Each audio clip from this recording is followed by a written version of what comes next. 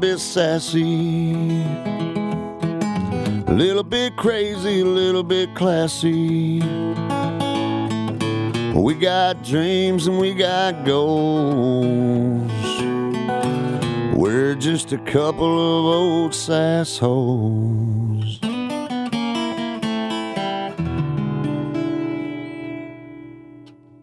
Oh my God. Every time. I know. I jump and I scare you every single time. Every time. I can't help it. I just feel like the 3, 2, 1 countdown, and I just get really pumped and excited, and I'm just like, this is happening. Probably because I used to not do said countdown. Yes. And I would just sneak attack. And yeah. That's fucking people bullshit. heard the real you. No kidding. Right? Well, we should probably let you guys know what you're listening to. Yeah. Besides joy and happiness.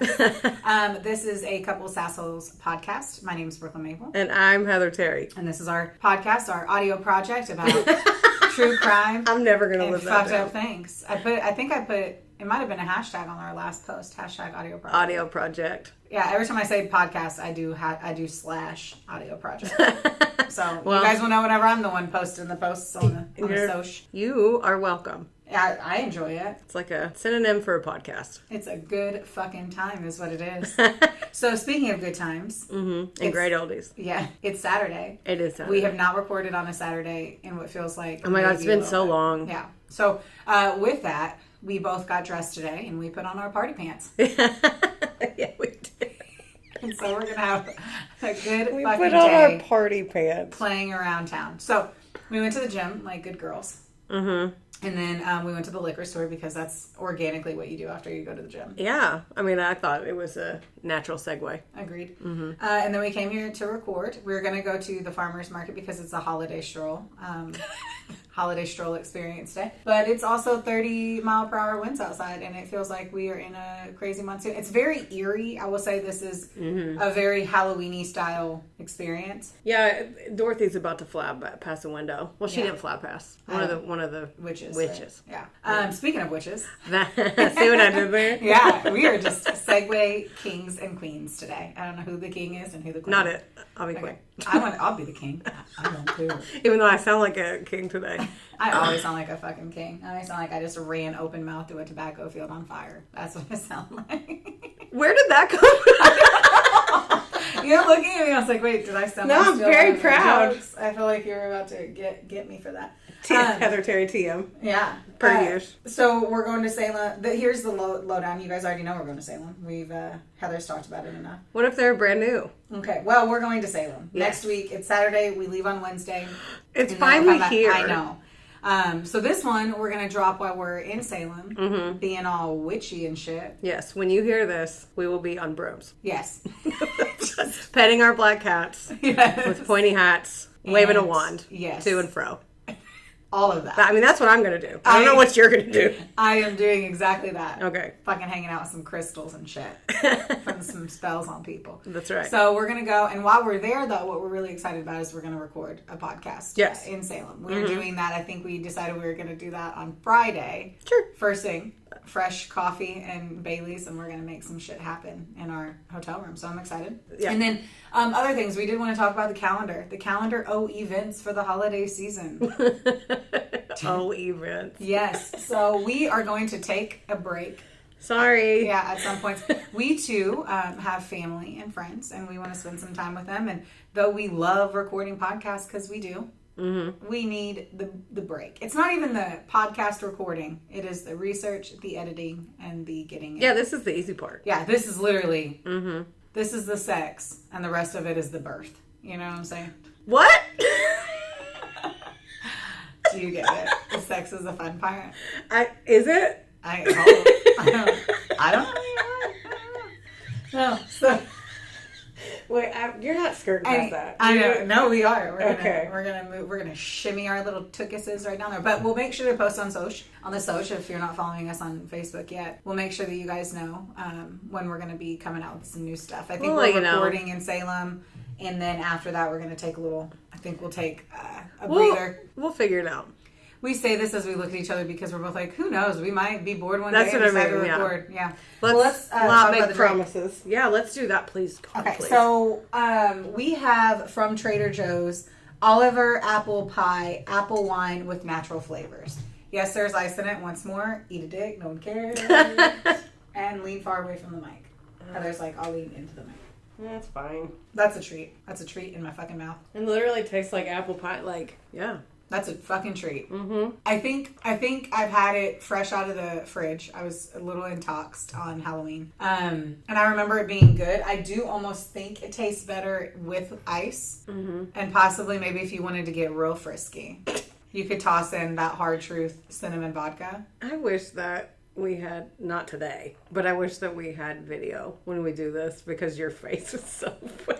When you're like real frisky. It was so funny. Just saying.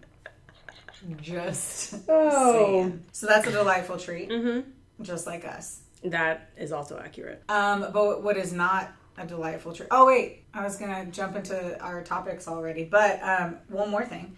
So the Delphi murders.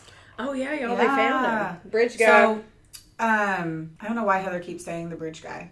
They called him the bridge guy. Yeah, but he was the guy from you're saying just because he was walking on That's the bridge. what everybody called him before they knew who it was, because he's the guy from the video. Got it. Okay. The bridge guy. Okay. Got it. So for people who don't know, the Delphi murders happened in Delphi, Indiana. It was like a 14-year-old, I think, and a 16-year-old, maybe two 14-year-olds that were walking home. They actually had some video of it, and a guy murdered them in the woods, and it has basically like rocked that town to its core. I used to work for a company that's headquarters was in Delphi, Indiana, and I used to, in their downtown, which is very, very small, they had still to this day posters of like the sketches. So it really affected the town. And now that they finally found the guy, they're not releasing a lot of information. They said that he still lived there. Yeah. He lived there. He stayed in Delphi. And then, but they only released to the public a few seconds of the video. And then there ended up being like 2 minutes and 41 seconds of him saying, "You guys get down the hill," and all that weird, like, it's weird. And then him walking on the bridge and... Yeah. I couldn't imagine just staying in the town. Like, when I mean the posters are like everywhere, like, yeah. Yeah. You told me that. Yeah. That'd be like a true crime movie. Like seeing all the 100%. Posters in a small town and stuff. And he just lived there. Seeing it every day. I don't know. That's terrible. We should unpack that one whenever we know more about the actual murder. Yes. Because all they did was release his name and his photo. Yeah. So far, I think. He looks very murdery. No, I'm kidding. He kind of did. I mean, you could take anyone's face. They could take my dad's face and put it out there and be like, he looks murdery. Your dad looks too jolly to kill anybody. Doesn't he? He does. So like, there's no... Like, Dwayne ain't killing nobody. I mean, my dad was in the army and went to war, so he did probably. It's very likely. Yeah, but like... And he would kill somebody. I think 100%. I think anyone would kill anyone. I truly believe that. If you're put in a situation, I think anyone would kill anyone. If someone was attacking me and I was in one of these moments, you can guarantee I'm going to try to fucking hit a jugular with something. Yeah, well, yeah. You know? So, my dad. But anyway, he's adorable. So yes. is my mom. Okay, one other question, because this was something that's been tickling my pickle. It's your favorite thing to say. I know, I love it. So, it's been tickling my pick. And and it's what is too early to put up holiday decorations. So back in the day before COVID, I feel like everyone would get so fucking riled up over this topic, and people would get so mad. It's like, why are you feeling this way? Who cares? You're not in my house, motherfucker. Whatever brings everybody joy. That's Who what I'm gives saying. a rip? I don't care. I vote for that too. And so I've talked to so many women about it, and it's always the men. And I was talking to Travis, and I was like, why? Like, what are your thoughts? And he's like, I just think that it skims over Thanksgiving. And I was like, I totally hear that. And I was like, but at the end of the day, like, Travis is a little different because he does all the outdoor decorations, and that takes a lot of time. But for me to decorate our entire house, which is not that big, like, it takes me 8 to 12 hours to decorate it. And so it takes so much time, so much effort. You want to enjoy it. You want to see it as long as you can. It makes you happy. I don't think that having a tree takes away from turkey. I'm sorry. I agree. Who cares? I agree. Who cares? I 100%. Yeah. So hopefully everybody out there, if you are sitting there and you're like, should I put out my Christmas tree? Do whatever. Keep it up all year. Change it. Who cares? I don't. That's what. Put hearts on it. Put Valentine's Day. Heather would St. obviously be the Patrick's one with Day the 12-foot skeleton that has a If you guys Christmas have one and anyone wants to give it to me, sell it to me. I want one because I want it to like. How about she says give it to you? Ain't nobody gonna give that. Well, maybe people really like me. They really like the podcast. I really like you too, but no, I'm not doing that. What? No, I told you if you ever saw one for sale, just buy it and just Apple request me. 100%. I will drop $600 in 2 seconds to buy 2 of those without any remorse. I think it'd be $800, but still probably worth it. Okay. And it would. We already have agreed that Will said if I can procure one, it could stay up. even though I would do it anyway. But It would look so huge. I know, because our front yard is so small and our backyard is huge. So, like, but I want it to, like, look like it's pulling lights off the house. Oh, that's cute. Yeah, and put, like, Cupid outfit. I'm telling you. It So would I looked literally up- stay in my front yard. Travis and I have been talking about this, we want a reindeer and, like, the sled and a Santa Claus on the house. And are you ready for the price of what I found? One that could go up there and would really be, like, the one. Ready to guess that price? No. $6,000. Does the sled fly? That's a $6,000. stupid. Did you like, hire and I a think it was Santa like $6,989. Did you hire a Santa to sit in it? Is that why it's so much? Isn't that crazy? Like a real human sits up on your roof all of December. Oh, I know. One day I'll own it. But who knows when. Okay. Hey. I mean, I'm not going to yuck your yum. I'll be like 62 when I do it, Heather. Oh, With like fucking 3 more years of fighting in me, you know. Okay. Podcast time. Do you want me to go first? I kind of want to get mine over with. Well, how's that? That works for me because this drink is hitting. You're like chugging it right now. Well, I'm thirsty anyway from the gym, but like I was good last night, so my body's like, it's the weekend, right? She always has her party pants on, and I didn't drink yesterday, so she's ready. So go ahead. Do you want to talk about the next drink that you're going to drink after that? I mean, we can. Where's it? Are you going to finish your drink? I don't know. You brought it in. It's your drink. Oh yeah. She looks all over me. I'm like, I don't fucking know. You have the bag right now. Well, I have 2. Well, what are you gonna? I don't know. Probably this simple. Let's be really loud with that bag. Simply spiked lemonade. It's strawberry lemonade. I didn't even notice that when I picked it up. Thanks for that. No problem. I appreciate that. Okay, well, we'll let you know whenever Heather chooses to pop that top. I think you'll be able to hear it because it's a big ass can. It is a big ass can, which means it's gonna have some loud ass stuff. I got nothing. All right, so our topic today was copycat killers from movies. So, did you just punch yourself? No, I just itched my nose with my moon on my finger and it got caught on my nostril. For anyone that doesn't know Heather, she likes very loud nails. I do. So she has like a huge moon for Salem, and it is like literally 2 inches hanging like off of the nail. So I'm not at all surprised it got caught. That's what I was asking. I feel like that thing would get caught on everything. Looks good though. Okay, back in. So we decided to do copycat killers, people who murdered people because of a movie. Now, mine is based off of the Scream movie. Now, if you're familiar with that franchise, this story is very, very similar to Scream 4. And in Scream 4, it's 2... Spoiler alert for anyone who hasn't fucking seen it. It has people who are killing their friends because they want to be famous for it. And so, like, they record it. And they record pieces of it. This particular, they don't record the murder, but... I'm interested to hear this because I'm not familiar with this actual story, so I'm gonna start off with a video so that you can really understand. I feel like once you hear this video, it really kind of changes. It just sets a horrible scene, unfortunately. Okay. This is a video, like, with camera. There should be no law against killing people.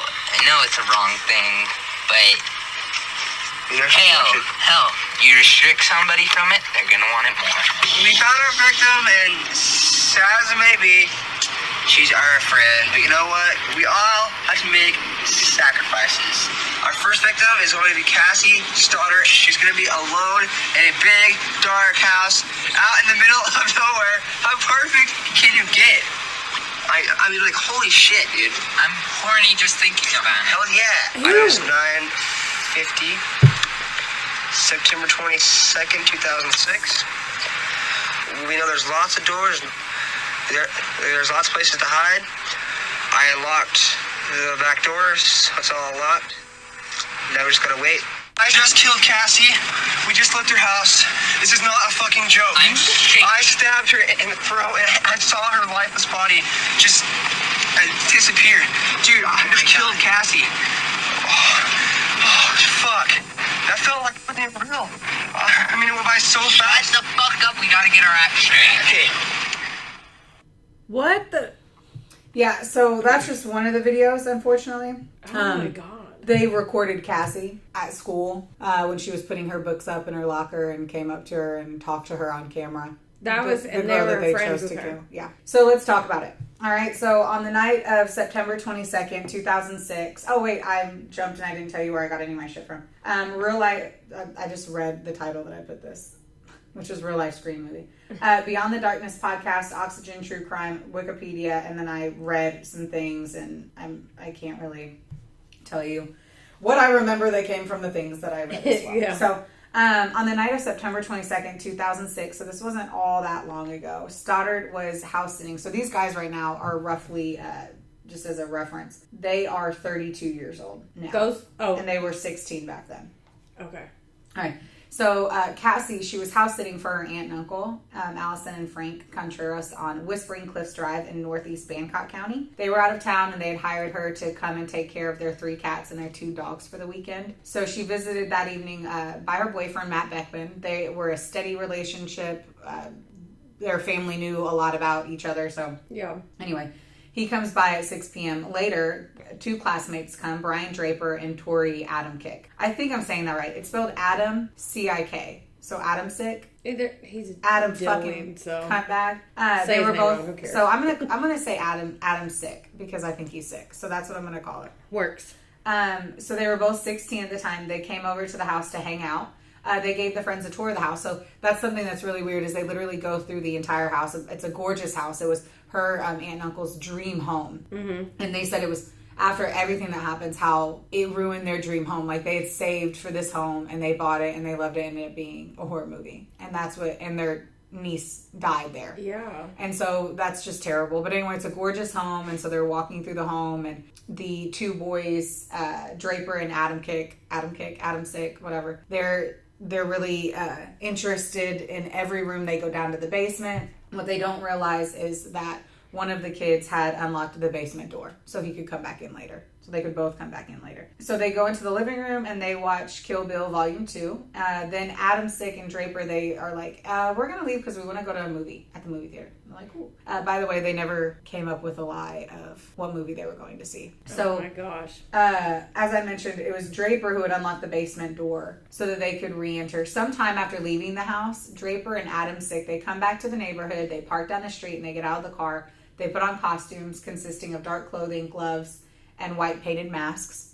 Oh. The boys quietly enter the house through the basement door and while they're watching TV in the living room. So they intentionally make loud noises, trying to get Beckman and Stoddart, so her boyfriend and her, to come downstairs so that they could scare them. Next, they found the circuit breaker and they turned the power off to the house. And they are hoping that would also make them come downstairs to check the breaker. I'm going to guess they had no idea where the breaker was or how to check a fucking breaker. Yeah. When they didn't come down, the guys are like, fuck it, and they just turned some of the lights back on. So Cassie starts getting really uneasy after the power outage, as you can imagine. Well, yeah. They're in the middle of nowhere, too, so it's like, what the fuck is happening? Mm-mm. So trying to, like, be in the headspace there, she's house sitting in this nice big house, and luckily your boyfriend's there, but the power shutting off and it's not inclement weather, that would be terrifying. Yeah. And so they also notice that one of the dogs, the Contreras dogs, kept staring at the basement stairs and would periodically growl and bark at the door. How fucking terrifying. No. So fuck that. Yeah. So Beckman, he's like, he can see that Stoddart is super scared. And so he calls his mom and he's like, hey, can I spend the night? Like, she's freaked out. And his mom's like, no, but she can come spend the night with us. And she's like, I can't. I want to, but they're paying me to house sit and I have to stay here and take care of these dogs. That's what they wanted me to do. So I'm just going to stay. No, that's sad. That is the saddest part of all of it. I just thought about whenever I was watching Theo for you one time when you were out of town, and he, out of nowhere, we were sleeping, and he starts growling and barking in the middle of the night. We were upstairs at your house. Oh my God. I was not a fan of that, so I can't imagine. And you don't live out in the country. Yeah. So if you live out in the country, I would have said, no, Theo's coming to my house. Well, then, wow. we had talked about that too, just a random thought, but like, you know, Ring doorbells and Ring cameras, they don't call the cops. I think a lot of people think that they do, but depending on where you live, they don't automatically call the cops. So we're like, when we move out to the country, we're getting like simply say, like we're having something installed because it's like, I'd like to have an alarm to have go off instead. Yeah. But anyway, at 10:30, and then I also see at 11:30. So I don't know. Either way, at 10:30 or 11:30, Beckman's mom comes and picks him up, and so Cassie stays. Beckman calls Adamcik's cell phone number to see where he and Draper were to possibly meet up with him later. And he said he could barely hear Adamcik, who was whispering on the phone, and he just assumed it's because they were in the movie theater. Oh, yeah. Yep. Damn it. So from the basement, Draper and Adamcik, they hear Beckman leave. They turn the lights out again at the circuit breaker and they wait, hoping that she would come downstairs to turn the lights back on. No. Once again, she didn't. Eventually, the boys come upstairs. Draper is armed with a dagger-like weapon, and Adamcik has a hunting knife. The weapons were purchased at a pawn shop, and from what I had read too, they had asked one of their friends to go buy these knives for him. And the guy goes, well, you're not going to kill anyone with it, right? And they laughed and they were like, of course not. And they literally had a friend go buy knives because they were too young to buy those types of knives at a pawn shop. You're not going to kill... No. I'd be like, well, tell me 8 reasons why you can't do it. Go. I mean, they weren't old enough. I think originally it was they're hunting knives, so they could have bullshitted that. But it was... So that podcast that I listened to, like, it was all the it was all the audio recordings from everything. So the interviews too. I have more to tell you about that in a bit. So that's how the aunt and uncle had mentioned that they had loved the house and they were just so they were devastated by everything, but then they also lost their house and all of it. Yeah. He was sorry. And then the other thing too was even after all of this, I think it's Adamcik's parents. They're like, well, he was innocent. Even though they have all this the proof is so obscene, and that the parents are still saying, well, you wouldn't have done it if it wasn't for Draper or vice versa. I can't remember the person. We'll get to it later. But they literally say they're like, and the kid's like, you're right. I totally wouldn't have. Yeah, I was doing, I thought, yeah. And the parents were like, yeah, we totally know you're innocent. What? Yeah. So anyway, Draper opens and slams the closet door at the top of the stairs to scare her. She's lying on the couch in the living room. And of course it fucking does. It's literally a Scream movie. Like you're in the house and doors are being slammed and you're like, what the fuck? And someone's in there and it's your fucking friends. The boys brutally attack her. They stab her approximately 30 times. 12 of those wounds could have been fatal. When you hear the police report, I believe it's her aunt who calls and she's like, there's a finger on the floor. Oh my God. Yeah. Both of them are arrested on September 27th. So that's, let's see here, 5 days. Took 5 days. And charged with first-degree murder and conspiracy to commit first-degree murder. During the interrogations, each team blamed the other. Draper claimed that he was in the same room as Adamcik when Stoddart was killed, but denied stabbing her. Then later admitted to stabbing her under alleged commands from Adamcik. Which you can see too, the guy on that video says, I killed her. And so that was an epic kind of... But then the other guy was like... Oh yeah, we got to get our shit together. 100%. So you could tell they both ordered. Yes. He led investigators to Black Rock Canyon, where the teens had disposed of the clothing, the masks, and the weapons that they had used for the murder. Whenever they go through the trial and sentencing, Draper said that he was inspired by Eric Harris and Dylan Klebold, which were the guys who committed the Columbine High School massacre.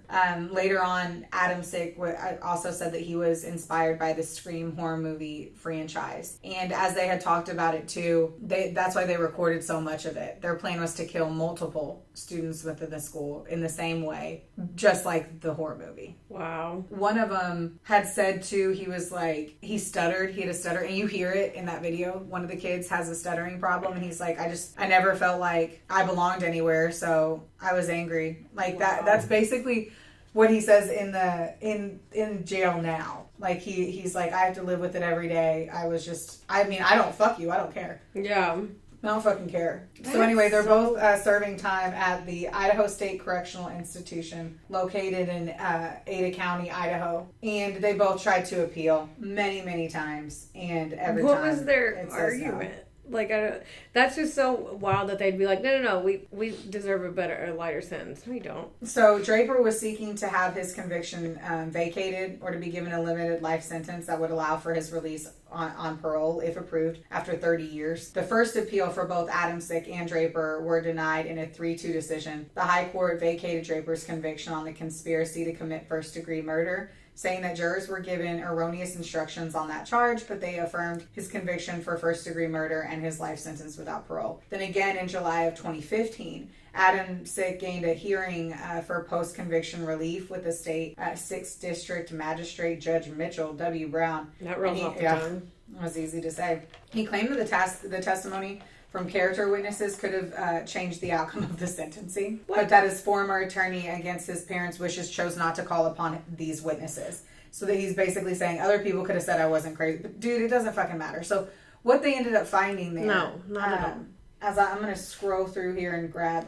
First, let me show you how gorgeous she is. Oh, yeah. No. Beautiful girl. Yeah.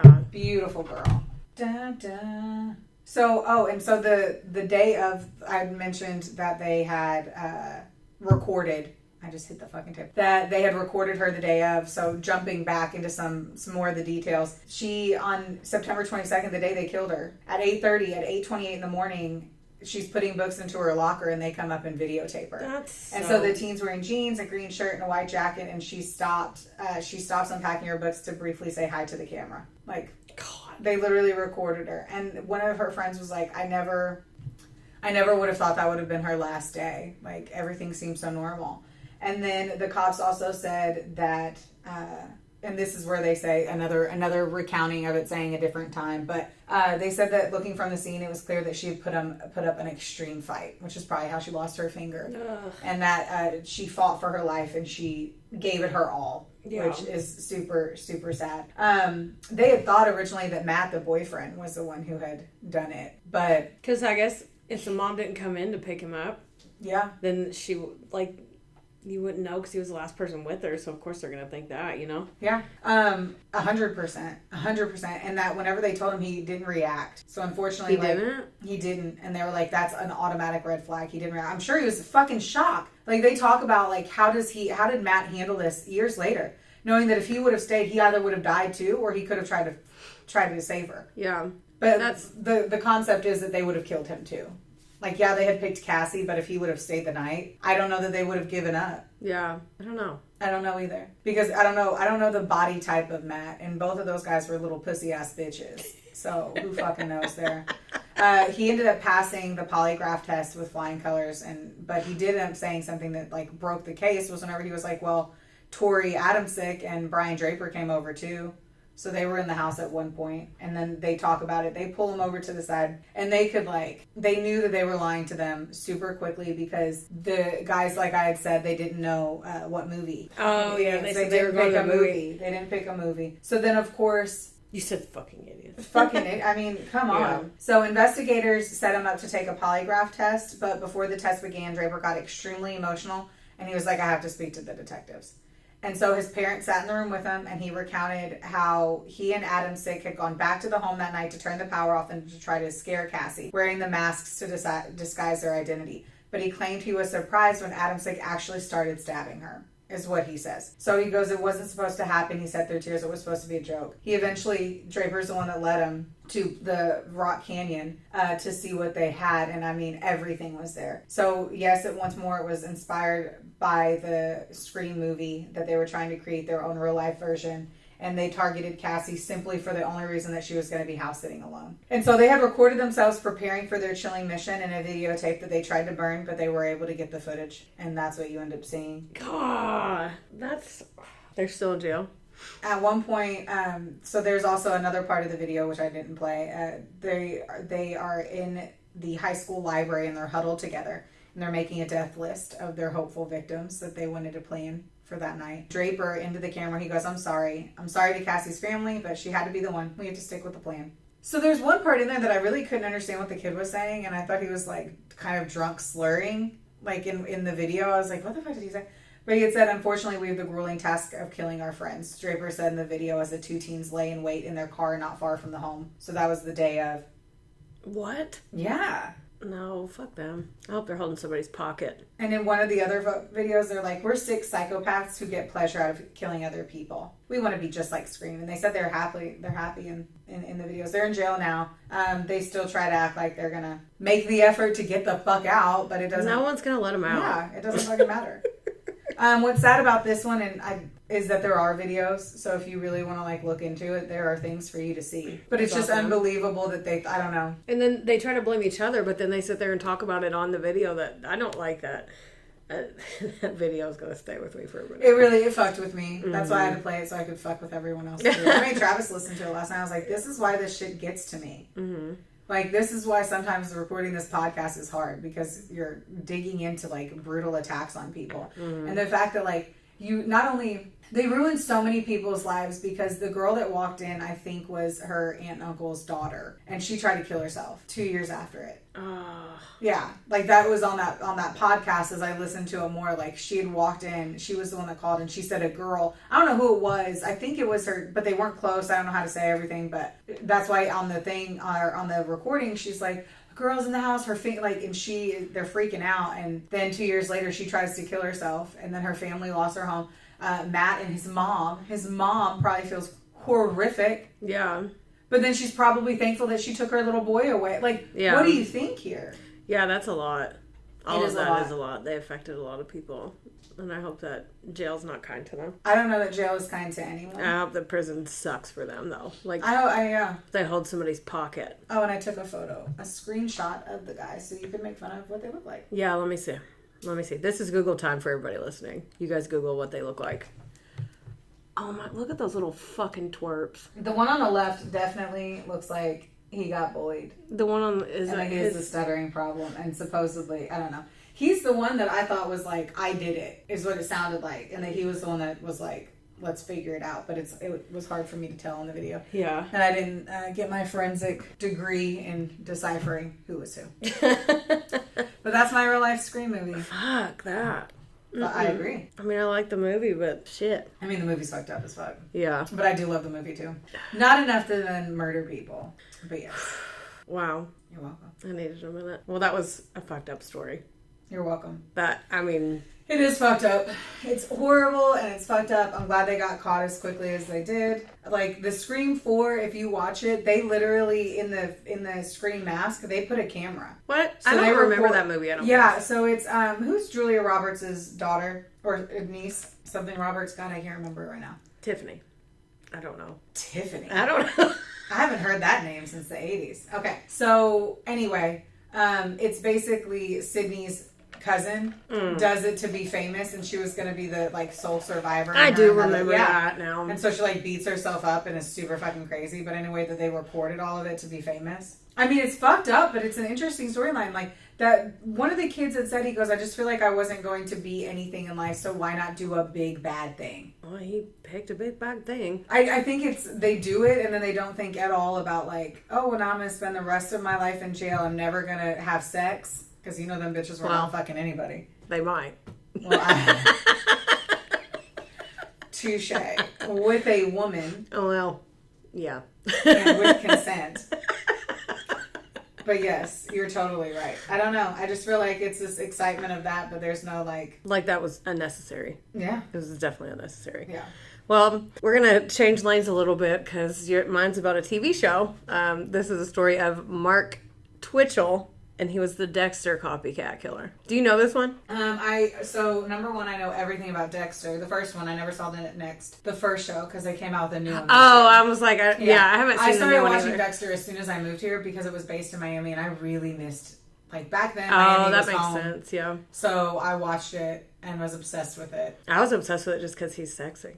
Yeah, he's great. I think he was fighting. hot. He was fighting cancer, I believe, towards like the season 3 and 4 of it. Really? Yeah, you that. could see him lose his weight, and they Huh. It was a good show. Anyway. It was a really good fun show. Just so if anyone doesn't know what Dexter is, it's about okay. I didn't know if you were going to explain the show. Okay, Go for it. Yeah. So the sources are, of course, Wikipedia, then YouTube, and then my favorite murder did an episode about it, 163. Do you want me to comment on your We're Excited page? No. So Mark Twitchell was born in Edmonton, Canada on July 4th in 1979. So at first I was like, oh, the 4th of July. And then I was like, yeah, it's Canada. And they don't care. He graduated from radio and a TV program at Northern Alberta Institute of Technology because he wanted to be a filmmaker. So then for some reason, they don't say why, because I like to get into the background, but they didn't have a lot about this. But he moved to the Midwest for a little bit, and then he went back to Canada to pursue his career. You pursue that career, dude. I know, but he went back to Edmonton. Do you know how many famous filmmakers are like, where's he from? Oh, Edmonton, Canada. That's where they all are from. I mean, but who fucking knows where any... I really don't know. I don't know where anyone's from. I know, it just was funny. It's like, well, he went back to Canada. I had to find out where Spielberg's from. Okay, so continue. he loves cosplay and sci-fi. He dresses up and he acts out the movies that, his favorite movies. So, what's it called? LARPing? But live action role play. Yeah. That's what it's called. That's funny. So he does that. This is the early 2000s, and the internet started getting really big, and he starts going online so he can find people that are like him, and then he starts to go to chat rooms. Cincinnati, Ohio. Really? Steven Spielberg is from Cincinnati, Ohio. You're funny. fucking welcome. That's funny. Yeah, from he's Edmonton. also worth $4 billion. Really? Dollars. $4 billion. Yeah, I think what I'm going to do, guys, because I want to sip and I'm too close, I'm going to open up a beer. I'm just going to interrupt your story completely because fuck it. I feel like I'm making too much noise while you talk. Well, that's why I had to hold the cup sideways the whole time and drink. Is that what you were That's doing? why I do that. So the ice just sits there. Does this not twist off? This is a twist off. Isn't it? I don't know, but you're about to rip your skin off. It's about to twist your skin off. It is. Pause. I have the Sam Adams Holiday White Ale, which is citrusy and hazy. And it's their seasonal lager. Really excited about it because this is my first Christmas style beer. I'm going to bring us the Kentucky Bourbon Barrel Ale Peppermint. Your nipples will be hard for a week with the joy that it's going to bring. Mm-hmm. You and your hard nipples. Always. This is, What are your thoughts? it needs to be colder. Me and our beverages not being cold. Yeah. I'm gonna start putting our alcohol in the fridge in your office In our so we fridge. actually have it. I think it's good. I don't know. Whenever it's the fall stuff, everything's pumpkin-y and you can just taste so much pumpkin. I mean, there's definitely a taste of winter to this. If this was ice cold and if it wasn't 78 degrees and I'm pretty sure a fucking tornado's about to hit outside, it might hit different. I bet you're right. Mm-hmm. All right, carry on, Okay. dear friend. It was the early 2000s. The internet started getting popular. He started going online looking for people like him, like other cool Weirdos. nerdy people. Just not our You're jam. right. I'm not gonna get there, yeah. Not our jam. Just what he does. So then he started getting in chat rooms and like dating sites and stuff. Do you remember like chat rooms, like ASL? God, yeah, I do. Barely though, because I didn't have any of that in my house. So it was always Yeah. at a friend's house. I remember there was a lot of sexy talk when we were like 12. Yeah. And we're like, what is happening? And you're like, ooh, is this what life's about? Big old throbbing cacks. I don't So know weird. what chat rooms you were in. At any chat room. No, I know, I'm everyone kidding. was They were just all creepy, inappropriate. Inappropriate. They I were love it. super inappropriate. Yeah. Yeah. Anyway, Anywho. a lot of ASLs going on. Yes. So, age, sex, location, that's what they used to ask.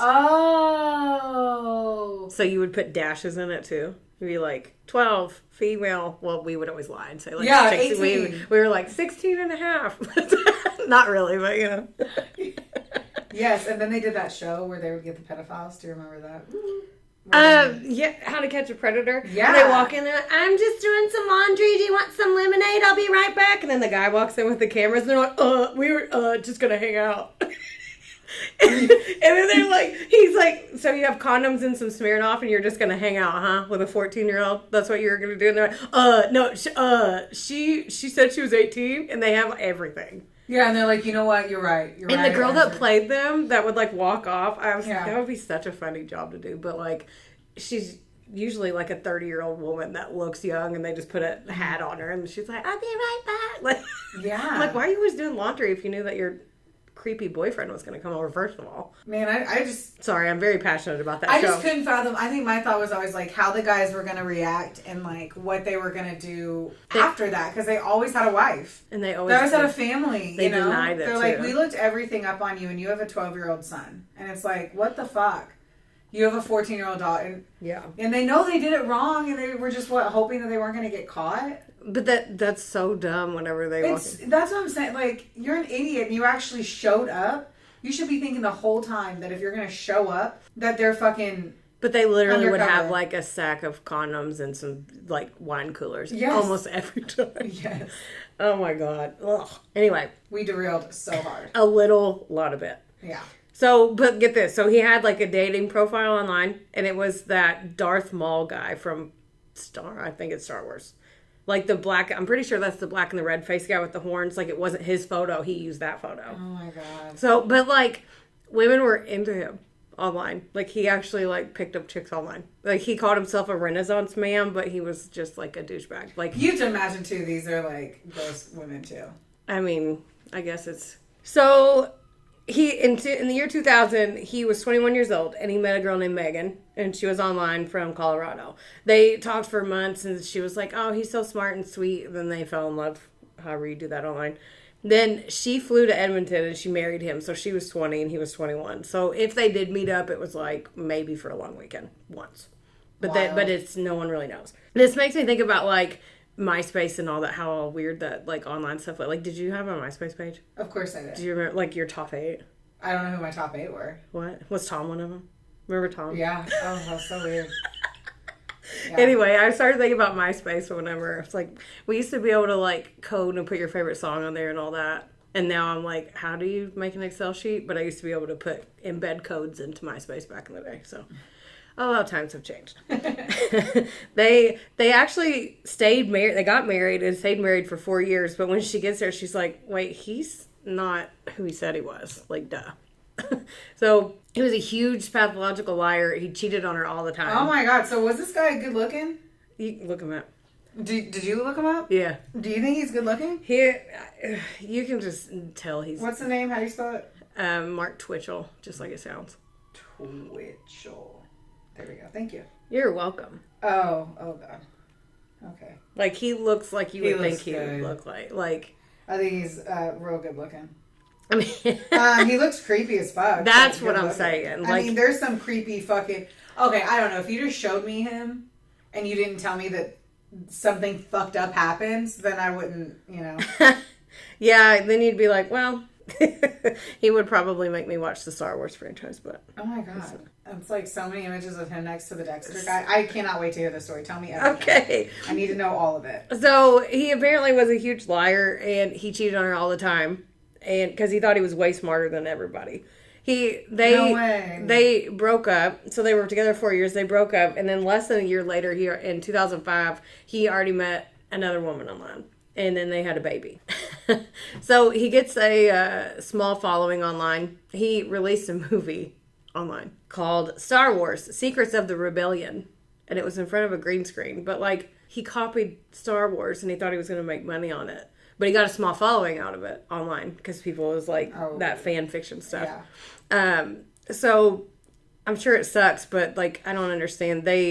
Everybody that worked with him, they said that he was a dick. Like, no one liked him that worked with him on that movie. He even had, like, a cameo of somebody. Like, I don't get it. Then he started writing a script called Day Players, and it was supposed to be a comedy, but basically Ricky Gervais made a movie called Extras. And it's just the same thing. Oh, okay. He just keeps copying shit. They started making that, though, and then he released a trailer online, so people started following that, too.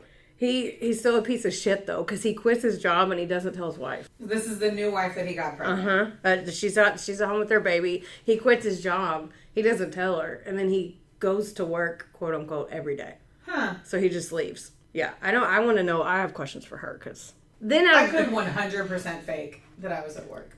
Yeah, but then, like, money? I don't know. Money, no. I mean, I guess you'd get too bored. You'd get too bored if you did. Charles was like, "How did you get so thin and toned?" I'm just spending all my time in the gym. I have nothing else to do. He's still a piece of shit. He rented a garage on the south side of Edmonton, and apparently that's like kind of a bad part of town. Like, I don't know how you just rent a garage because somebody lived in the house beside it, but they didn't speak English, so somehow he got him to rent the garage to him. So There's so much to unpack. I know, right? Like, Becky, I have a suitcase here, and I need to go line item by line item on what the fuck. Just, yeah, out of nowhere. So he, at the same time as this, he's trying to get investors to invest in his big budget movie. And he brags about all the A-listers that have already said, yeah, I'll do your movie, like Alec Baldwin and a bunch of other people. He's like, oh yeah, they're going to do my movie. But he needs to be in sales because he gets $90,000. And that's back then. So, like, it's, you know what I mean? Yeah. How do you... I don't know. Like, I promise Alec Baldwin's going to be in this. Oh, cool. Here's $10,000. Like, I don't get it. He stays online a lot, and he starts catfishing everybody, making fake accounts and everything. And during all this, he becomes obsessed with Dexter. So I don't blame him because I think Michael C. Hall's hot. But anyway, it's an awesome show. You knew he was married to his sister? Uh-huh. And I thought his sister was the worst part of that whole show. Deb? Yeah. On the show? The actress I thought was so ununattractive and so thin. I hated her face, her character. Her mannerisms and everything. She's a good actor, though, but... I'm not... She's Emily Rose, too. What? She was Emily Rose in the movie. What movie? Emily Rose. Oh. What? The one about, like, the paranormal haunting. Oh, okay. I mean, I've seen her in other shit and loved her. I just didn't care for the character they made her. Like... She was 1 pound, really, 8 ounces. Yeah, she was really nice. I loved her towards the end, though. Yeah, it's a lot like Beth in the beginning of Yellowstone. You're like, psychopath, and then towards the end, you're like, I love that. So if you don't know, the premise of Dexter is about Dexter Morgan. He was a blood spatter analyst in Miami, but he was also a serial killer, but he only went after, like, rapists, murders, child molesters, serial killers. Like, he killed bad people. He was a serial killer that, like, his dad, who was a cop, had noticed that he had serial killer tendencies, and his dad was like, if you're going to have to kill, you need to know who to kill. Yeah. Like, and so he would kill the people who made it out of the system because they couldn't arrest him. And so he would kill him later, basically. Yeah. So apparently he sees one episode and he's like, oh my God, becomes obsessed. So he binges the whole thing in 4 days. How? It's like, so, it's oh my each God. episode's like an hour. So and there's a bunch of seasons, I know. Okay, so someone didn't shower. I don't know. Popcorn. What? I don't know. Binging TV makes me want popcorn. So he even gets online and creates a Dexter persona on his Facebook page. But then he gets a following out of that. Like, he talks to his fans all the time and stuff. One of his posts was... because he doesn't have a job. Right, I know. One of his posts was like, Mark Twitchell is way too similar to Dexter Morgan. And, like, weird shit like that. Like, he would post... He acted like he was the other guy, but then he would talk about himself in the third person. It was all weird. So weird. I know. So, of course, he was living off the investor money. And because and he creates a new movie called House of Cards, which was before the show. Oh my God! I know. I thought, I was like, did he copy off something else? But it's before the show came out. Then this is like a slasher movie, so it's 8 minutes long, and basically he's Dexter, but he goes after cheating husbands instead, which is stupid because he's a fucking cheating husband. You're right. Like, it made me mad when I heard. I was like, maybe because he can spot him easier. Maybe because he's projecting that he feels guilty for being a douche canoe. Because that's always how that works, right? I mean, you would think so. PSA, guys, if your spouse is constantly thinking that you are cheating, it's probably because they are. So he makes fake profiles of women on dating sites and catfishes married men and then kills them in his movie. The character in the movie meets up with these men and then abducts them. Kind of a good fucking storyline, though. Yes, no? I think so. Yeah, I'm intrigued. Yeah. So he meets up with them. Then after he abducts them after he tases them, and then he's got a hockey mask on this whole time. That's his movie. Okay. Pin in that. So he would tape them to the chair. He would clean out their bank accounts and rob them, which Dexter never took any money. And then he would kill them with a samurai sword. Because PSA, if anyone has this, and cut up their body with it. So I'm pretty sure that's not how that works. I mean, I don't fucking know. I don't either. But I just feel like a samurai sword is like, hey guys, so I am gonna do this and I'm gonna kill them, and I have a lot of tools. That's like you just walking around with a chainsaw. Yeah. Like, it's a huge thing. It's yeah, that's why he has that. Knights of the motherfucking Round Table. God. Okay, no, serious. Okay. So after this, Johnny Altinger, I can't remember how to say it. We're just going to say Altinger. Sorry, we'll call him Johnny. I'm pretty sure I just told a whole story with the guy's name, so. We'll call him Johnny. Johnny, he met a woman online and then they scheduled a date. So he's 38. He's an oil field equipment engineer, which that sounds like a hot job to me. This is in the movie? No, this is real life. Okay. He's an oil field equipment engineer. And you think that's sexy? I think it sounds like a hot job. I feel like they probably smoke cigarettes. They're really dirty. They have like a hot beer job belly. Sounds like a hot job to me. But they're smart. Yeah.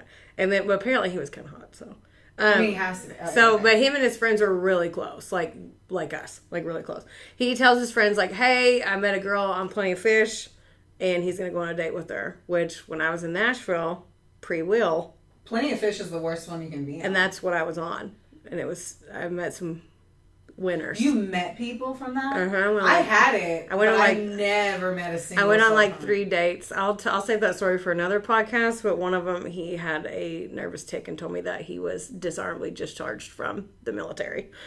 And then I had tick. No, because he stole a truck from the base and wrecked it. And then he laughed while he told me. And then I had to run out. Anyway, we'll unpack that later. It was. I'm being serious. Your face. I'm like, no, I promise. No, I'm trying to. Yeah, it was a lot. That memory. Right on. Me too. Okay. Back in. He said that he's going to meet her, and his friend was like, that's creepy that you're going to her house. So give me the address. So he gives her the address, but this woman online, she went by Jen, and she was like, he was supposed to go pick her up. He's He's like, oh, cool, just go through the garage and I'll meet you on the patio out back. Okay, that's not a crazy thing to ask. To go through... in my house? Sis, the way you got into detached. my house on it. Oh, that's weird. Garage out I don't to know, the I just side. think about, like, so many people come into our house through our garage all the time. Because the garage door's open, but... I don't, it's detached and behind it sets back farther. I don't, it just sounds okay. Like, you never met this person and they're like, go through the garage. I'd be like, I'm not going through your garage, you come out to the road. Like, I'm not doing that. So, after, at 7 o'clock, he sent his friends a message. He was like, hey, I just got here.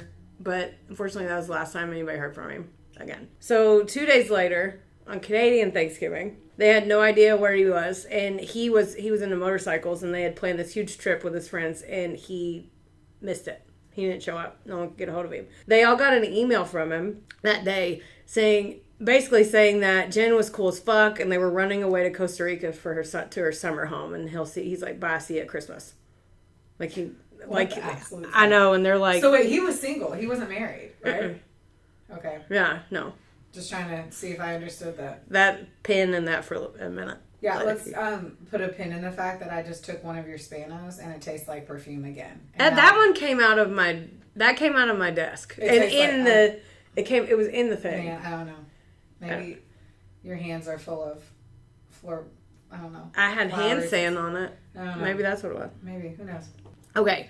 So they got the email from him saying that Jen was cool and they were running away to Costa Rica together to her summer home, and he'll call them at Christmas. Which, if you ever were like, "Hey, I'm going to run away. I'll talk to you at Christmas." Can I send you an email? An email at that. I mean, back then, text messages I don't remember when they started not charging for them, but you're right. And back in the day too, there was this big concept that like people would actually email their friends, and that's how they would communicate versus texting. Obviously. Yeah.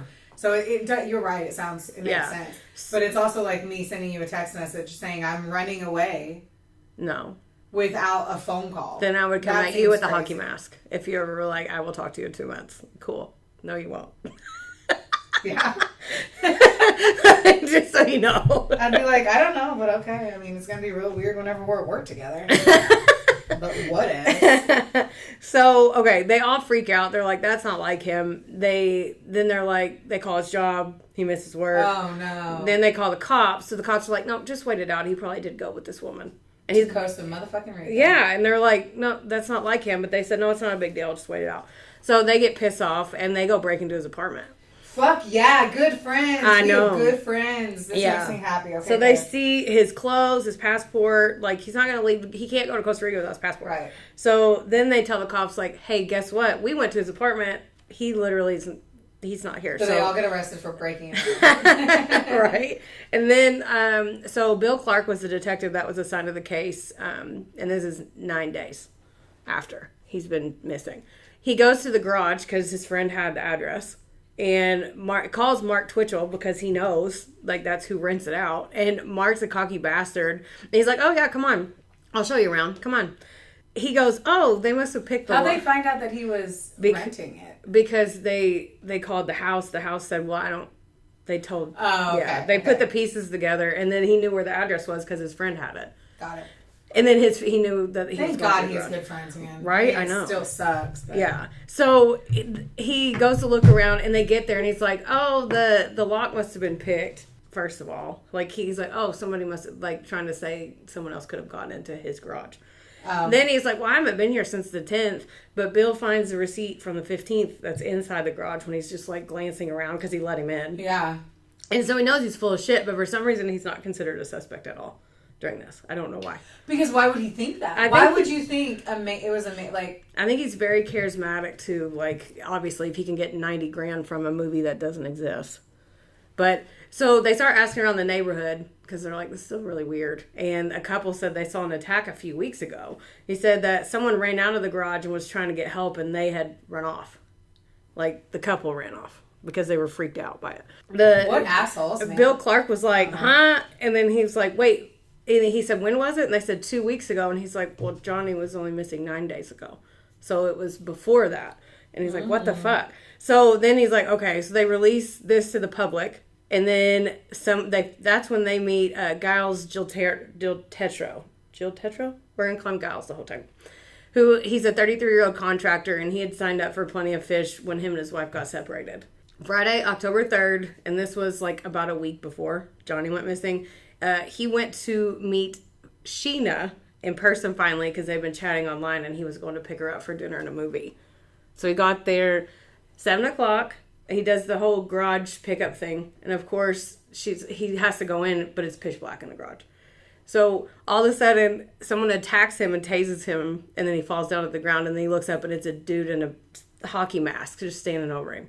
So the guy pulls a gun, and at that moment, he's like, fuck, I didn't tell anybody where I was going. So nobody knew he was going on this date with Sheena at all. The man pulls a gun. Sorry, I already said that. Then the man, he takes duct tape and he covers his eyes. But then, so Giles jumps up and he somehow rips the duct tape off. Then he's like, oh, fuck, I gotta fight back or I'm screwed, right? He reaches for the gun and he figures out it's plastic. So he's like, fuck you. Like, this is plastic. So he starts to fight back and starts fighting him. Yeah. He fights him off. He rolls under the garage because it was cracked a little bit. But his legs weren't working. He just got fucking tased. So he is army crawling down the gravel driveway. And then he looks up and he sees two people walking. And Mark Twitchell comes out of the garage, grabs him by the legs, and starts pulling him back in. And he's still in a hockey mask this whole time. What the fuck? I know. So they freak, because could you imagine just walking and looking over and seeing somebody like... Yeah, but we would stop. We would grab the person and pull them out. But I mean, if you're seeing this huge... I know, but I'm going to say, it's one thing, Heather, if it was you and me. It's a whole other thing if you were with Will. Yeah, If I was there with Travis would be like, no, don't. He'd be like, run, call the cops. But like, I'm going to pull the guy out. So like, They run away and they immediately go call 911. But Mark Twitchell ran away before the cops got there. So when the cops got there, he was gone. Spoiler alert, Giles survived all this, thank goodness. But he ended up writing a book called The One That Got Away, Escape from the Kill Room. He didn't come forward at first. He was afraid that the attacker, whoever faked like they were Sheena, they knew everything about him. So he was scared that they were going to come find him and kill him or whatever. So...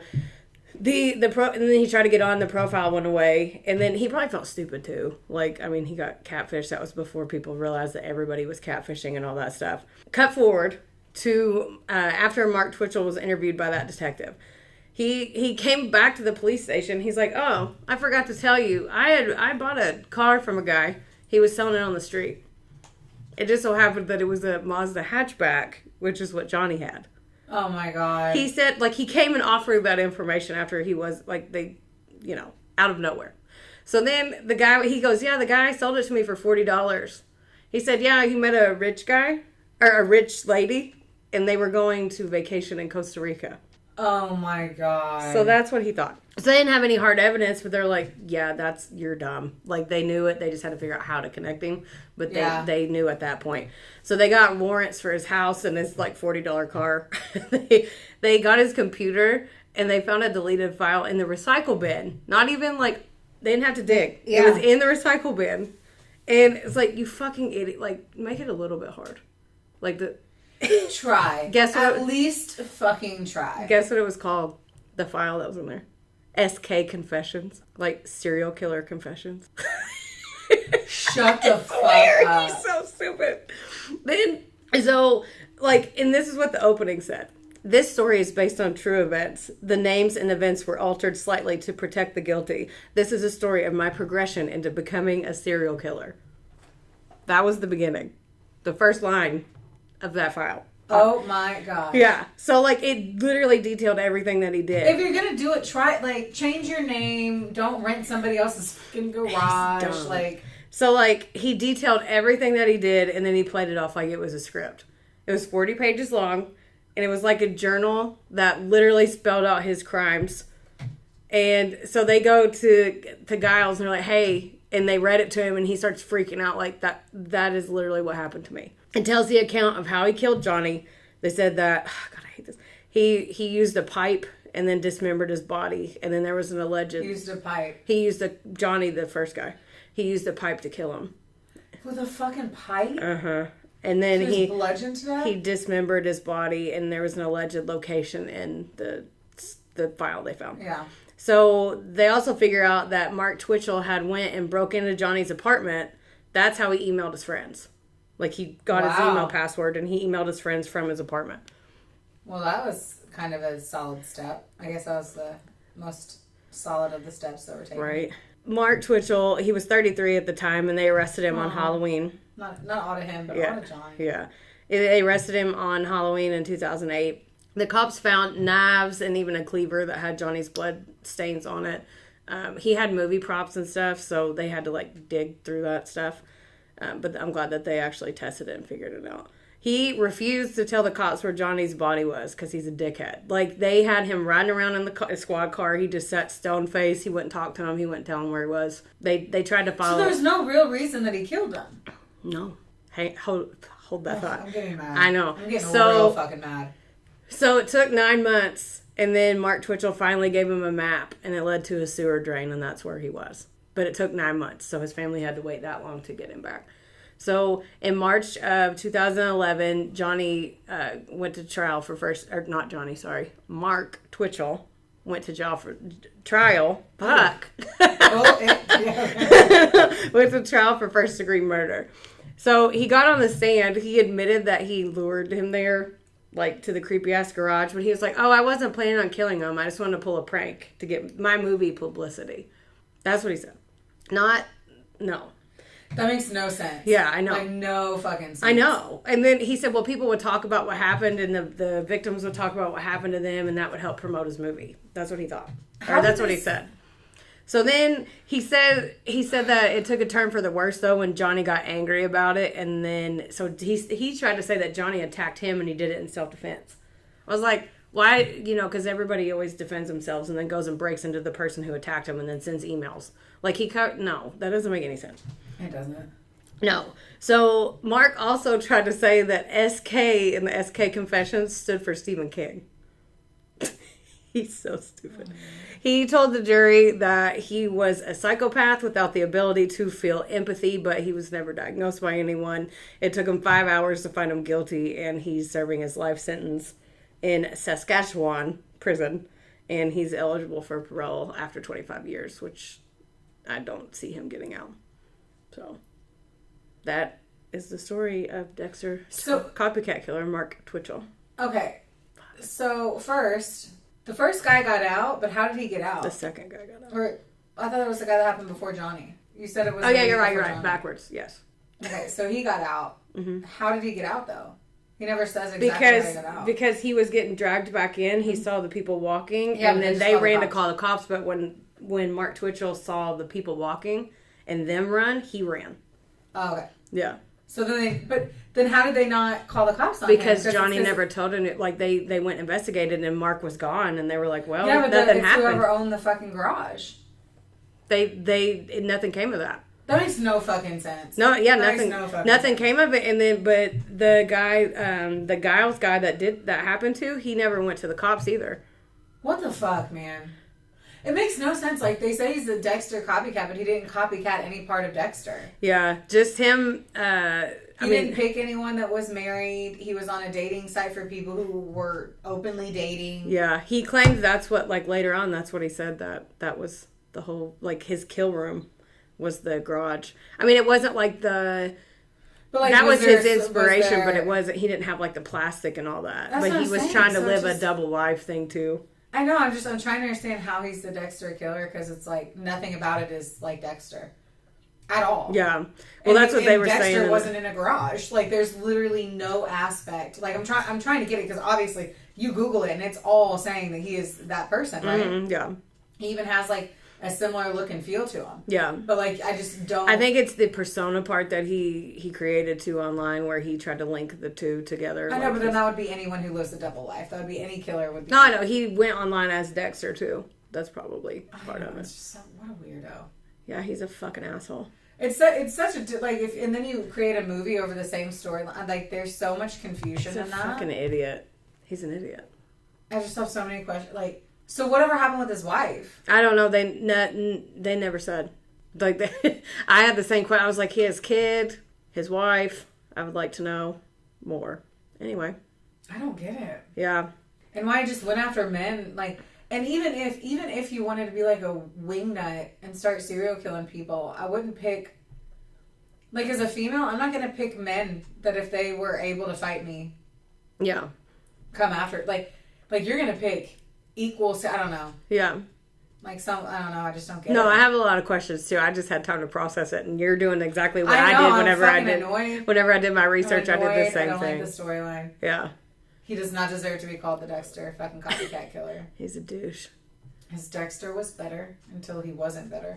Until he actually, like with the Dexter storyline, he was amazing until he got to that point where he was letting people, like he got so addicted to killing too, and that he like hated certain people that he would let them get off in jail. Like he would change the blood spatter.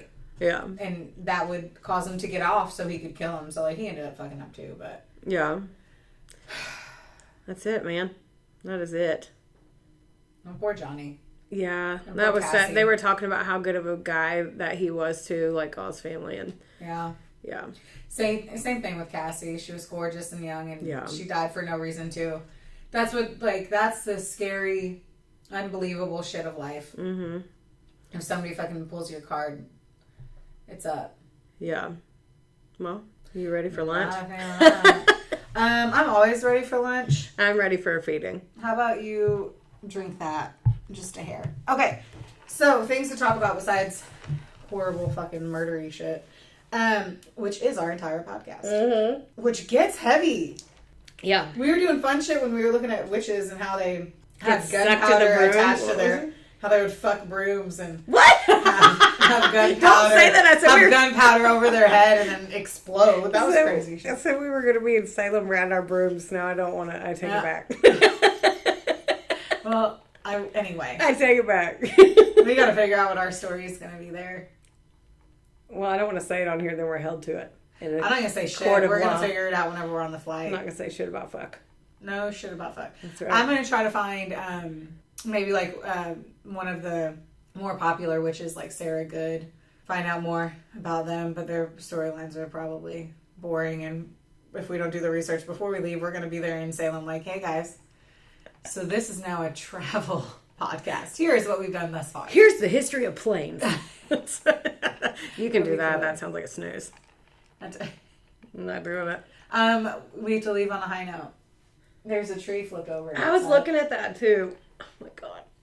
You okay there, sis? No, my nose itches so bad. I know. I've watched you scratch it more than because my anything that allergies scratches a lot. What? Anything that scratches a lot. I don't know. I've never seen anyone like. It's driving me nuts. It's you and me both, sister. I'm curious to see how the wind is. Hopefully no place has lost electricity, and we're about to go continue to play. I'm going to go, and we're going to put up my Christmas tree, or Heather's going to sit on the couch, and she's going to drink a White Claw, and I'm going to put up my Christmas tree. It's going to be a good time. I'm going to watch Hallmark movies. Oh my God, things to fucking talk about. I know the everyone's bleeding ears. Sorry. You want to talk about that? Guys, all the new Christmas movies that are coming out. So my hypothesis is that because of COVID, all of these killer fucking Christmas movies are coming out this year because they were held back. Like the slow kid in the 5th grade. That makes sense. Yeah, and so like that's why we have so I said it. But we have so many good movies coming out, and I'm so excited. Violent Night with the fucking sexy ass fucking Hopper from Stranger Things, where he's Santa Claus, and somebody he's Santa, and he's a normal Santa, and somebody fucking, if you haven't seen the previews, I haven't seen the movie because it hasn't come out yet. I'm just telling you the preview. But he's Santa Claus. A perfect fucking Santa Claus. And what happens is that somebody, like, I guess holds the family hostage. And he comes in and they attack him. And he's like, guess what? I'm a ninja Santa. And it's amazing. It's called Violent Night, not Silent Night. And then, I know. There's so many good. And then fucking, what's his face? In Spirited, Ryan Reynolds. Oh, Ryan Reynolds. That one you sent me the trailer. That one's coming. Yeah. And Will Ferrell. And then My Baby Daddy, Tim Allen. He's coming in hard and fast as he retires as Santa Claus this year. You guys, I'm going to watch every fucking Christmas movie. I'm going to fucking deck the motherfucking halls. I'm so excited about the new Strangers that's coming out next year. I'm going back to Halloween. The new what that's coming? Strangers. The Strangers where they're like, it's Holly home or whatever. And they like kill those people in the house. The scary movie. Yeah. They're coming out with a new one next year. Okay, I'm sorry. I was actually focused on the joy that is happening in the next 2 months. But yeah, let's toss something that's 14 months from now. I'm for it. Listen, I got to mentally Jack prepare. Skellington. It's always Halloween in my heart. I know that. It's always Christmas in mine. Yeah. So with that, we love you guys. Rate, review, subscribe, follow us. We love you. Yeah, tell your friends. Tell your mom. Tell your wife. Listen to us. Yeah. all that stuff. Yeah. Brr, brr, brr. Okay, bye. Bye. Theodore, can I pet that dog?